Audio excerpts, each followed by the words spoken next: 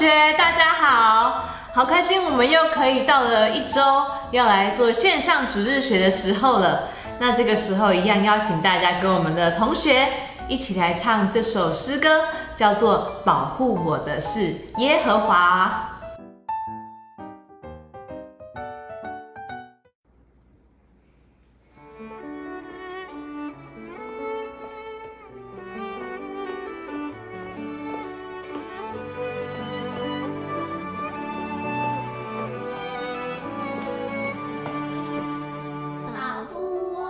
是耶和华，耶和华在我的右边荫庇我。白天太阳不能伤我，夜里月亮也不能害我。保护我的是耶和华，耶和华在我的右边荫庇我。白天太阳不能伤我，夜里月亮也不能害我。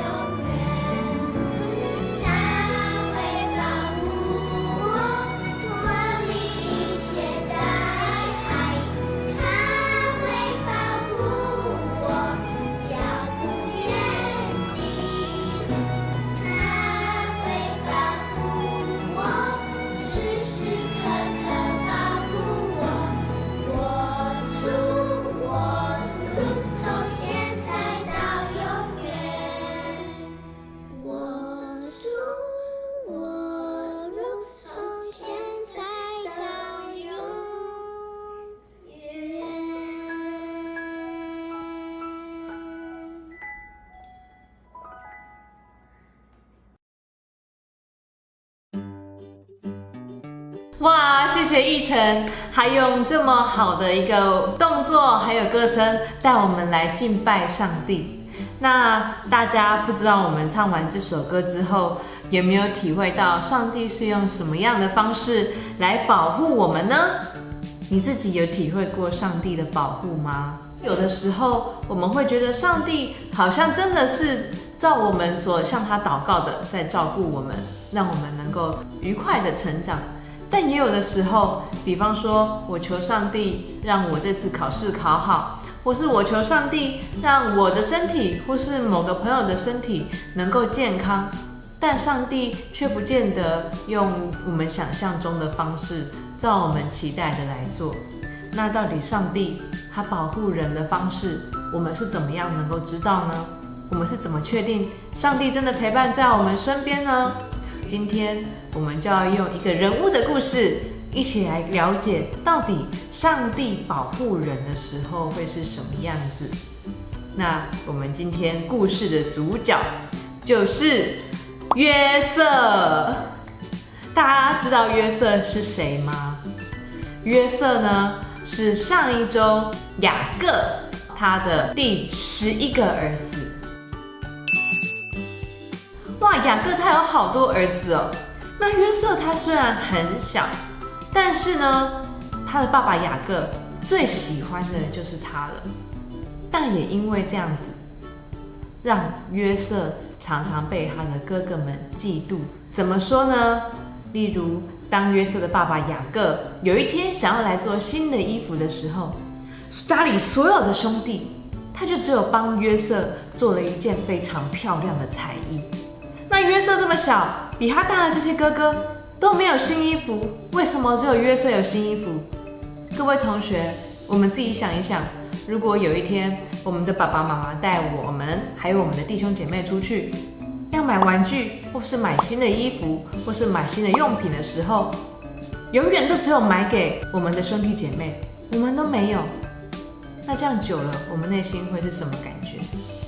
一定会很生气嘛，一定觉得不公平嘛，一定觉得啊，对方哪里比我好？为什么我的爸爸或是家里的人只看重他呢？所以也因为约瑟他从小生长在这个爸爸太喜欢他、太照顾他的一个环境里面，他的哥哥们恨他。圣经里面说，约瑟的哥哥们呢，这样子长年累月下来，根本没有办法好好的跟约瑟讲一句话，一讲就生气。那这个约瑟呢，也有可能是因为太受爸爸的照顾了，所以他讲话有的时候好像也不太经过大脑思考，会让人觉得好像哪里有点白目的。怎么说呢？约瑟，比方说他做了2个梦，这2个梦呢，解读出来的意思有的时候让人不太舒服。比方说第1个梦，他梦到过他和哥哥们都会在田里工作嘛。那在田里工作的时候会捆麦捆，他说他梦到他的哥哥们呢的麦捆都在向他捆的麦捆下拜，就是说好像他自己最大，他的哥哥们都要来臣服于他那样。哇，这个东西一讲，那些原本就已经很讨厌约瑟的哥哥，听到就觉得这个弟弟太夸张了，他到底在拽什么？然后还有第2个更夸张的梦哦，约瑟说他曾经梦到过天上的月亮、星星、太阳都在向他下拜。哇，这个太夸张了！约瑟是谁？他怎么可以这么自大？所以因此，就是约瑟在爸爸的保护下，在他自己的言行举止还没有很成熟的时候呢，有一天，他的哥哥们呢，就觉得他们想要把约瑟从这个家里面除掉。他们原本想说要把约瑟给偷偷杀了，然后说是外面的野兽把他吃了，但没有。后来他们只是把约瑟就把他卖给了埃及人。哇，又是一个奇怪的家庭，10个哥哥联合把自己的弟弟卖给别的国家做奴隶。天哪！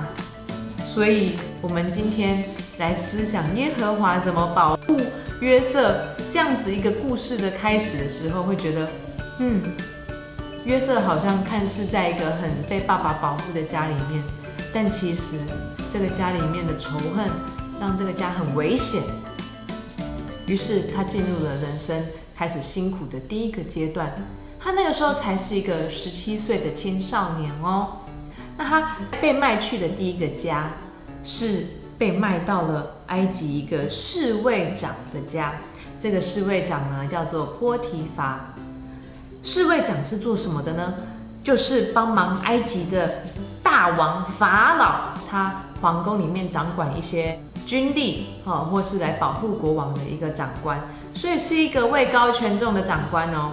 那约瑟就去这个侍卫长的家来做奴隶。圣经上说，耶和华赐恩给约瑟，所以约瑟在当仆人的这个过程中呢，他做得很好哎。于是家里的大小事呢，他慢慢都可以管理得很好。因此这个侍卫长呢就很欣赏这个年轻人约瑟。渐渐的，这个侍卫长就让约瑟好像成为了他的家的管家一样，家里的所有大小事都交给约瑟来管理。所以约瑟呢，在上帝的保护下，好像慢慢的，其实虽然是一个仆人，但是他却有安稳的生活，而且可以把事情管理得很好，真是感谢主。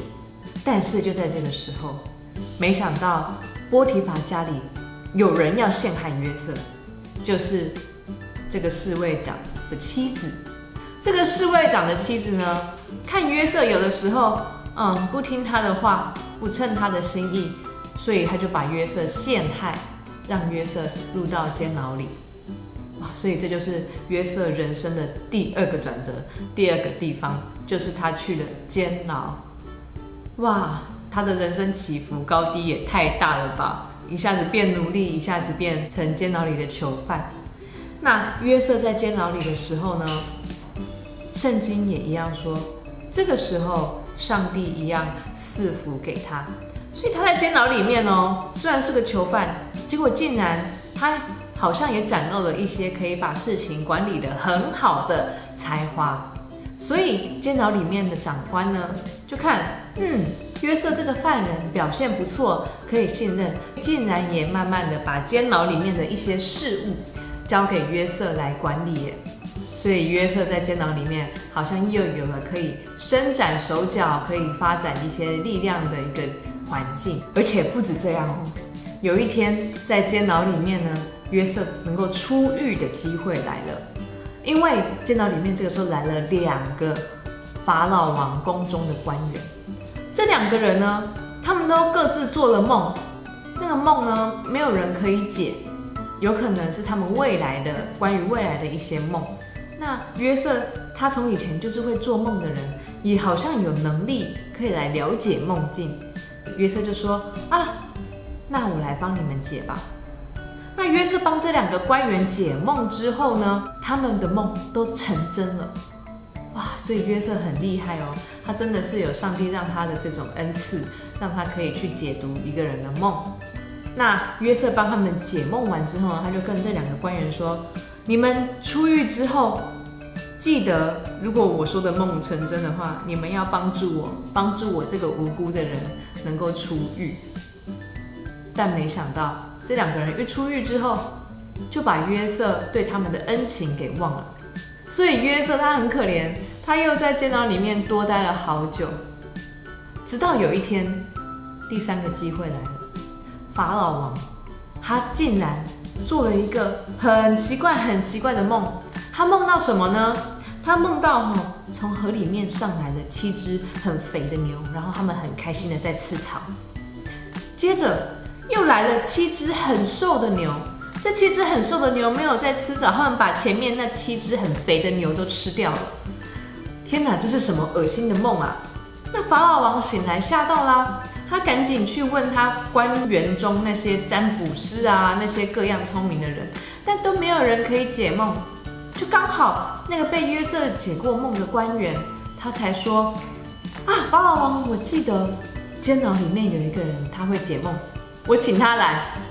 终于约瑟这个时候才有机会站在法老王面前来发挥他的能力。于是约瑟一听了这个7只牛的梦之后，他马上就说很多梦都是出于上帝的所以法老王你这个梦的意思就是说你埃及这个地方会有7年的丰收年，对，所以你的谷物会非常的多，但是接下来呢，会有7年是荒年，地上会长不出东西的，而且没有下雨。因此呢，约瑟就提出政策咯。他说：“法老王，我建议你在这7年的荒年之内，你要先把你全国的谷物的几分之几都先收起来，收到谷仓。到时候在后面的7个荒年的时候，你就可以把这谷仓卖给大家，或是发放给大家。”那法老王一听，觉得约瑟这个年轻人，他又有能够解梦的智慧，又能够来提供政策上的建议，这是了不起的年轻人。因此，法老王就把权位交给了约瑟。约瑟在这样子之后，默默的就变成了埃及的宰相了耶。他掌管那个时候整个埃及帝国的政治事务，好神奇哦！之后果然，埃及经历了7个丰年，还有7个荒年。那在这个全地饥荒的时候，甚至连约瑟他原本的家那边都没有食物可以吃了。约瑟在埃及，他那边有掌管那么多的粮食，反而他的老家雅各还有他的哥哥们没有东西吃的时候，他们全家都来到埃及求救。那个时候约瑟刚好有能力可以去拯救他们全家，也照顾了埃及这片土地。从今天的故事里面，我们来继续想刚刚提到的上帝保护人是什么样的一个方式。我们可以想象到，如果我们单看约瑟的人生，会觉得很多时候他被人家陷害，他被哥哥卖，他被人家忘记了。这些时候好像上帝根本都没有在保护他。但是从经文里面，我们也看到约瑟他在2个方面其实是有很不一样的变化的。第一个，圣经说他虽然被陷害，被遗忘，但是耶和华让他所做的事情尽都顺利。意思就是说，约瑟他做事能力越来越好，他越来越有管理统筹的能力。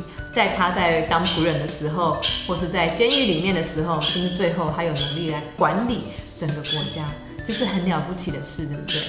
这是耶和华慢慢让他培养出来的能力。第二个，约瑟他解梦的功力好像也越来越好了耶。他已经不是一开始那个在家里面只会把梦讲出来，然后不会看人家脸色，害人家讨厌他的那样子的不成熟的解梦者。他在从17岁到他当宰相30岁的这13年之中，他一步步的，我们看到他跟法老王解梦的时候，他除了能够善用上帝的给他这个恩赐，他还自己有了能够从梦境衍生出政策建议的一个能力。哇，所以他已经从一个很没有经验的只会做梦的人，变成他能够解读梦，而且提供实质建议的一个很有智慧的年轻人。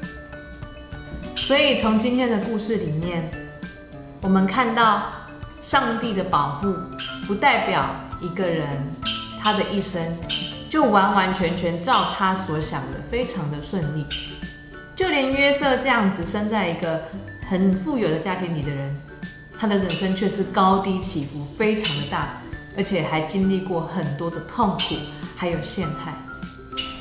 但是在这当中，上帝的保护是怎么样的呢？第一个，上帝会在过程中让约瑟持续发展上帝要使用的能力。第二个，上帝会帮助约瑟他本身有的一些恩赐越来越成熟，甚至成熟到能够去做原本约瑟连想都没有想过的事情，甚至这个恩赐他的能力到最后是为了能够拯救他原本的家，在饥荒的时候不会全家被饿死。我们从一开始的时候，谁想得到约瑟原来上帝要带他走这一条路呢？所以亲爱的各位朋友，我们的同学，我们的生命中很多时候，我们如果照自己的想法看的时候，我们会觉得为什么我这个东西没做好，为什么我跟上帝祷告这个，但是发生的事情都不是像我想的那样。我们可能会怀疑到底上帝有没有保护我们。但今天从约瑟的故事里面，雅茹传道也跟大家一起学习，上帝的保护跟人自己想的安全是完全不一样的。神的意念真的是高过人的意念。上帝要在我们身上成就的事情，也有可能是我们一开始的时候想都没有想过的那样的伟大，那样的良善。愿我们在自己的苦难中，或是很辛苦很痛苦的时候，我们仍然保持一种对上帝谦卑敬畏的心。因为对于那个只有上帝才看得到的未来，我们有谁能知道呢？愿我们对上帝要成就的大事有信心，因而能够在各样的苦难中维持平衡的一个心智，不去自责，不去判断，而且也不去埋怨。我们一起来祷告。亲爱的天父，今天我们从约瑟的故事中看到，在这个年轻人身上实在发生了很多不幸的事情，但你却借着你的大能，用这些事情在使约瑟变得更加的成熟，甚至是能够做原本他完全没有办法想到的事情。主啊，你的应许还有你的能力是那么的大，因此愿你帮助我们每个人，在自己的痛苦面前，我们愿意谦卑在你的安排之中，让我们在辛苦的时候能够得到你的安慰，而且也不轻易的自责或是指责别人，因为我们相信，若依靠你的心意，把我们的本分做好的时候，你有我们所无法想象的大事要成就在我们当中，要成就在我们的生命中。谢谢你，让我们更专心的依靠你，相信你。这样祷告是奉耶稣基督的名，阿们。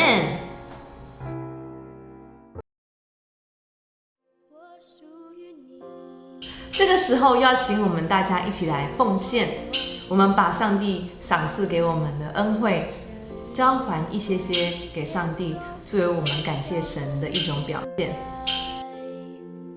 定睛在你的柔美，世上一切变难淡，除你以外，我还能有谁？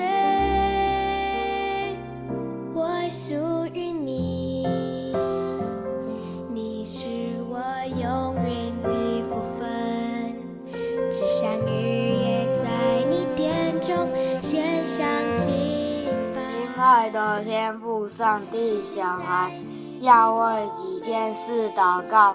这几天台湾校园深受病毒侵入，恳求你看顾保守我们小孩身体强壮，不受病毒入侵。感谢赞美主。第二，为教会兄弟姐妹，无论是身体上或心灵上的病痛都可以得到医治。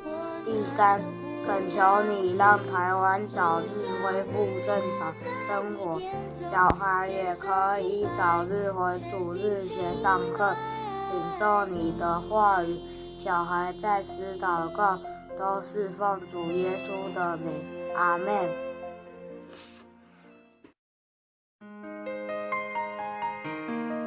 亲爱的天父爸爸，我们感谢赞美你。我们要为台湾本土的疫情同居祷告，向天父爸爸呼求怜悯，盼望各地疫情终止，使各地人心安定。特别为新北疫情来祷告，求天父爸爸保守看顾，不要让疫情扩大，得以控制，保守所有第一线的防护人员，也求天父爸爸使执政人员做出正确的决策，保护台湾。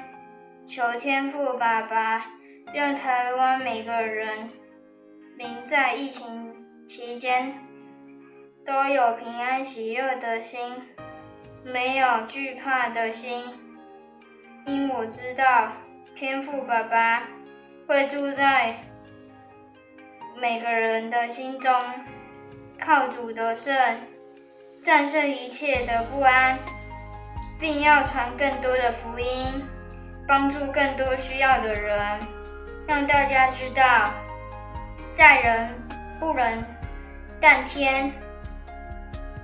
在天父爸爸的保护下，什么都能。小孩祷告，奉靠耶稣基督的名求，阿们。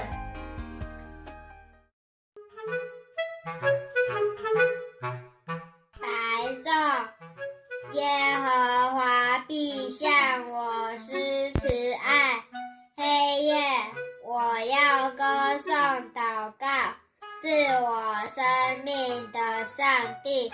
诗篇42章8节。白昼，耶和华必向我施慈爱；黑夜，我要歌颂祷告，是我生命的上帝。诗篇42章8节。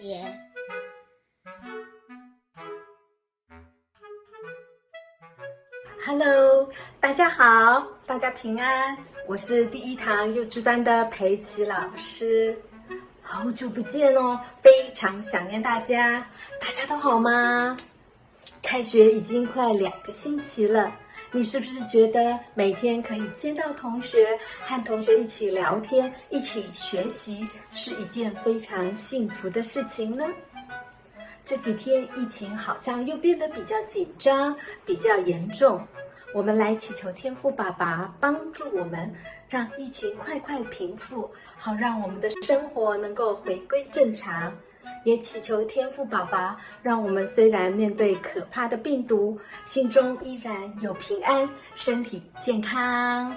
期待能够早日在教会和大家相见，一起敬拜上帝。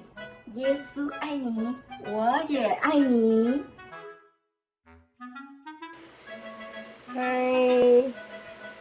幼稚班的小朋友，你们好，我是云萍老师，好久都没有看到你们了哦，有没有把我忘记了呢？你们没有来到教会，好长的时间，你们在家里都做什么呢？有没有到我们的网站看我们的主日学，上面有老师讲故事？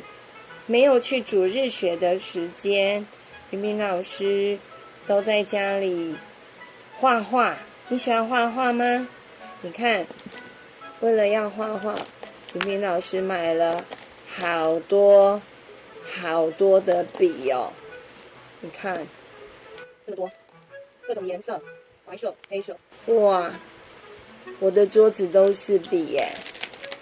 最近老师也学到了折纸飞机哦，你看，这是战斗机，你喜欢吗？希望我们可以赶快的来到主日学，可以一起在教会再一起来学折纸飞机，好吗？拜拜。